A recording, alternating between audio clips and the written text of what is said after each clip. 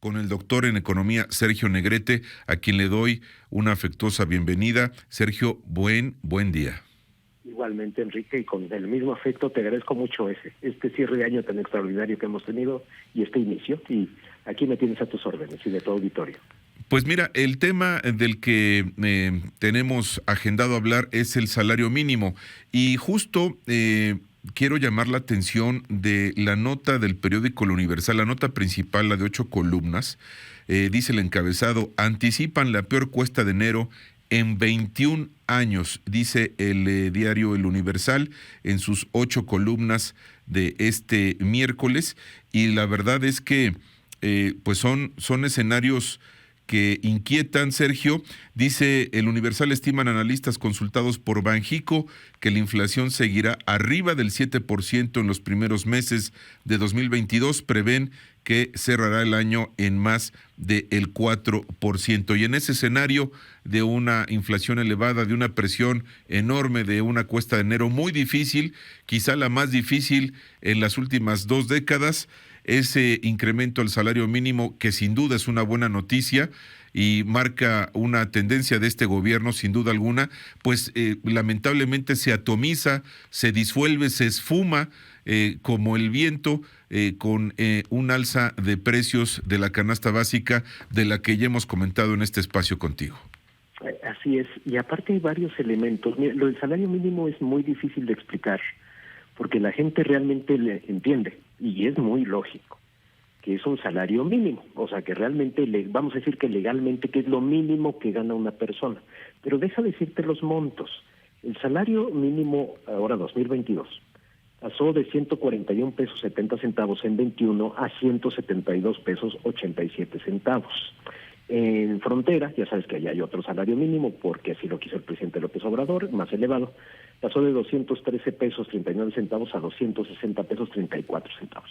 ¿Cuál es la cuestión? Dice, oye, pues buenos aumentos, así es, 22%, muy por arriba de la inflación. Entonces dice, pues eso está muy, muy bien. Si tú ves los montos son muy pequeños. El salario mínimo en México sigue siendo, lo ha sido por muchos años, y lo sigue siendo ahora. No es nada nuevo, esto es desde los 80, Enrique, un salario que ya no es referencia de mercado. O sea, si va una gente, tú eres un empresario, le dices, oye, te ofrezco el salario mínimo, ¿cuánto es? 2022, mira, 173 pesos, déjame cerrar el número. Vas a ganar 173 pesos por 8 horas diarias. Te aseguro que esa persona no trabaja contigo. Tú lo sabes, yo lo sé, lo sabe todo el mundo que nos está escuchando.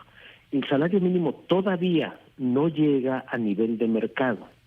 Es otro. Entonces, ¿qué quiero enfatizar con esto, con todos estos números y esta argumentación?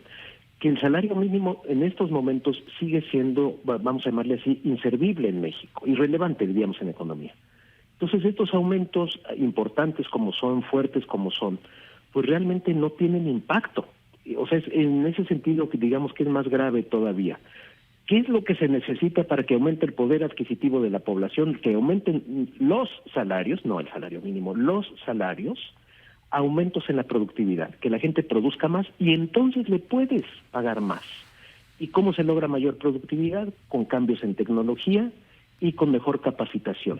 En eso vamos en dirección contraria, porque pues no, al presidente no le gusta la meritocracia, los aspiracionistas, la gente que estudia, la tecnología más moderna, las tecnologías verdes, le gusta en cambio el caballito con el trapiche.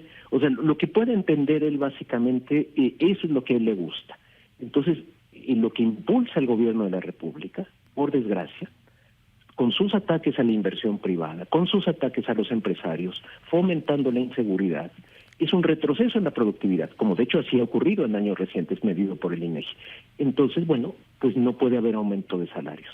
Y no es que minimice el aumento de los salarios mínimos, pero destacarle al auditorio que realmente los montos de los que estamos hablando, vamos a decir que afortunadamente no son el salario mínimo, porque son montos, son pesos muy escasos para 8 horas de trabajo. Es que no es un salario por hora, es un salario por 8 horas. Y entonces, bueno, en ese sentido hay una irrelevancia, y presumirlo como un gran logro, pues realmente no debería de ser, no es tal. Y Sergio, tocas un tema muy importante. Me parece a mí que en el contexto de la pandemia esto se ha agudizado. Muchas empresas, medios de comunicación, negocios de productos y servicios se han visto en la necesidad ante la amenaza de desaparecer, de quebrar, pues obviamente de despedir personal y de que el que se queda pues incluso reducirle el salario, es decir, hay una contracción salarial importante en un contexto de pandemia en los 2 últimos años, que con los cierres a la economía que se dieron el año pasado, pues obviamente hay un mayor esquema de afectación u onda expansiva que ha impactado el bolsillo de millones de mexicanos y de miles de familias. Es decir, quien tiene la fortuna de conservar el empleo, a lo mejor lo conservó aceptando una reducción salarial y condiciones mucho más desventajosas con tal de mantener un ingreso, ya no digamos que sea aceptable, sino mantener un ingreso. Y en ese sentido, la verdad es que nuestro país se encuentra contra la pared porque el rango salarial generalizado en México pues es muy, muy inferior costo-beneficio. La verdad es que estamos en una etapa crítica en ese sentido. Absolutamente. Si tú le dices a la gente, oiga, el salario mínimo subió 22%, te va a costar, caray, pues ¿quién es el afortunado que le aumentaron el sueldo 22%? Prácticamente a nadie, por lo que ya comentaba, los montos son muy pequeños, nadie te va a aceptar ese salario, y en cambio sí, millones hemos experimentado. Yo he sido muy afortunado en conservar mi trabajo, ciertamente. Por ejemplo, en el año 21 no tuvimos aumento salarial y francamente dimos las gracias, en el sentido que conservamos el empleo. Entonces, sí, es el caso de muchísimas personas, que no es solo que quizá no les haya subido el salario, como dices, se lo han reducido, o cerró la empresa y se despidió a las personas, o se despidió a la mitad de la plantilla laboral, porque el gobierno federal en 2020 ni en 2021 quiso dar apoyos fiscales a las empresas para mantener empleos, bajo el criterio, bajo la idea de que eso era rescatar empresarios. Cosa que sí es cierta, hay que decirlo. La cosa es que también rescatabas a trabajadores. Y eso era muchísimo más importante. Pero pues ya sabemos, los criterios presidenciales pueden ser extraños, y así fue en este caso. Entonces efectivamente tenemos una paradoja, un aumento salarial que suena impresionante y que realmente no tiene impacto, y por otra parte la realidad nacional, la realidad de millones empobrecidos, sin empleo o con un empleo que ahora les paga menos. Y mientras no se apoye a las pequeñas y medianas empresas, Sergio, pues los salarios obviamente no van a mejorar, no habrá nuevas fuentes de trabajo, eso es una realidad. No hay que tener una bola de cristal, está medido, es lógico en economía que si las empresas no tienen mejores escenarios y perspectivas, pues difícilmente podrán ampliar su planta de trabajadores y mucho menos incrementar salarios. Al contrario, parece que vamos a una etapa de restricción y en todo esto una cuesta de enero muy aguda, la más aguda quizá en las últimas 2 décadas. Efectivamente, no hay forma, no hay forma. Lo que tú necesitas es fomentar la inversión y fomentar a la empresa. Y deja agregarlo a la pequeña, a la mediana y a la grande. No minimizar la gran empresa, precisamente, la que da muchos empleos. Pero pues con el ambiente de inseguridad, en que si tú abres un restaurante y al mes ya te llegó la extorsión, a lo mejor obligándote a cerrar. No estamos en un ambiente, por desgracia, de fomento al empleo, a la inversión, y es la única manera, el aumento de la productividad. Si tú me dices, ¿cómo suben los salarios? ¿Cómo han subido los salarios en tantos países a lo largo de tanto tiempo? No se ha encontrado otra manera.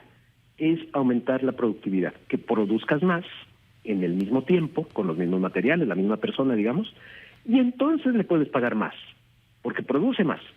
Si no, por arte de magia no. Los decretos no funcionan en economía. Las buenas voluntades no funcionan en economía. Los aumentos salariales por decreto, como es el caso presente, no funcionan en economía. Finalmente, Sergio, en este contexto, bueno, pues es importante decir que resguardar los empleos es lo más importante, lo más prioritario en este momento. Un nuevo cierre por la pandemia o por una crisis sanitaria que se puede recrudecer, sería un golpe mortal, Sergio.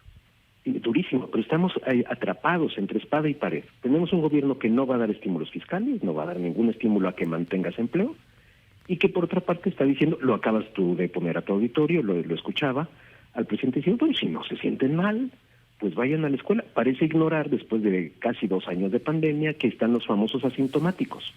Y que mira que ahora sí que yo, hablando como médico, que no soy, como experto, que no soy en cuestión de pandemia, pero todos lo sabemos. Entonces, claro, estás llevando a un desastre de contagios, al mismo tiempo que no quieres dar estímulos, y al mismo tiempo con esta actitud relajada de, bueno, pues si no te duele, pues vete a trabajar o vete a la escuela o donde sea. Sí, pues igual está siendo un contagiadero, que es exactamente lo que está ocurriendo en estos momentos. Sergio, muchas gracias por tu tiempo para MBS Noticias, para este espacio en particular, la primera emisión, y seguiremos en contacto. Enrique, fuertísimo abrazo. Gracias en verdad por estar contigo y con todos los que nos escuchan. Al contrario, muchas gracias. Buen día.